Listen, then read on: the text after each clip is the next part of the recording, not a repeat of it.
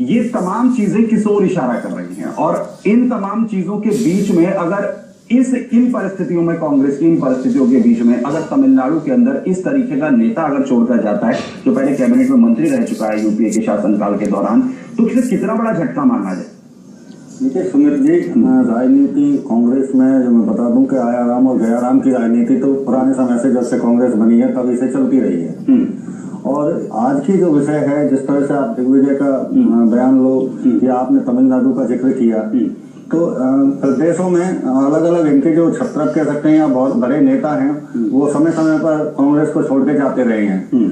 और अभी आप पिछले हरियाणा के और जो महाराष्ट्र के चुनाव हुए हैं, आपने देखा होगा, इसमें भी महाराष्ट्र के चुनावों में एनसीपी इनसे अलग हो गई और हरियाणा में भी इनके मजबूत नेता थे वीरेंद्र सिंह, वो चुनावों से पहले ही छोड़ के उसमें भाजपा में चले गए। तो ये समय समय पर आयाराम गयाराम की राजनीति कांग्रेस में चलती रही है।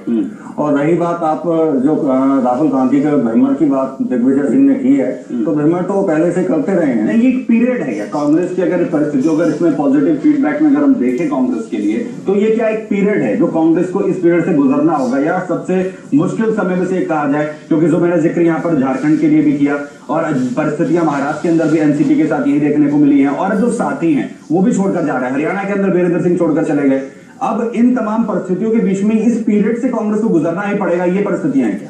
नहीं, बिल्कुल पीरियड से तो इससे गुजरना ही पड़ेगा। और ये पहली बार नहीं हुआ है कांग्रेस में, इंदिरा गांधी के समय में भी ऐसा हो चुका है। इमरजेंसी के बाद में भी इस तरह का कोई पीरियड आया था। तो ऐसा नहीं है, ये पीरियड तो समय समय पर ऐसा भी नहीं कह सकते भाई कांग्रेस मृतप्राय हो जाएगी इनसे। बदलाव राजनीति में चलते रहते हैं, समय की मांग है। अभी मोदी लहर है और मोदी को देखना अभी बाकी है लोगों के बीच में। नहीं, कांग्रेस मुक्त भारत जो बीजेपी का एक कैंपेन है, ये उस ओर इशारा कर रहा है इस तरीके की अगर तमाम चीजें सामने आती हैं तो? हाँ, कांग्रेस मुक्त भारत बिल्कुल उनका बहुत अच्छा एक स्लोगन उन्होंने निकाल लिया है और उसका असर भी जनता में देखने को अब तो मिल ही रहा है इस स्लोगन का। और धीरे धीरे, ऐसा तो नहीं है, खैर मैं अभी पहले कह रहा था कि मृतप्राय हो जाएगी, अभी 7-8 स्टेटों में कांग्रेस की सरकारें हैं, लेकिन धीरे धीरे अभी मोदी फैक्टर, यानी आगे जो चुनाव होने वाले हैं झारखंड कश्मीर, उसमें कम से कम हमें देखना होगा कि बीजेपी का किस तरीके का स्टैंड रहता है। उसके बाद ही कम से कम कहा जा सकता है कि अब ये किस और परिस्थितियां जा रही है। बहरहाल मनीष कुमार वरिष्ठ पत्रकार और साथ ही साथ दिनेश सिंह बीजेपी नेता मेरे साथ जुड़ रहे हैं, और कुछ देर के बाद मुझे यहाँ पर कृपा शंकर शर्मा जो कांग्रेस नेता वो भी ज्वाइन करेंगे। लेकिन सबसे पहले मनीष जी, मैं आपके पास आना चाह रहा हूँ, ये जो तमाम चीजें इंडिकेट कर रही हैं, या जिस चीज को बीजेपी यहाँ पर कह रही है कि हम कांग्रेस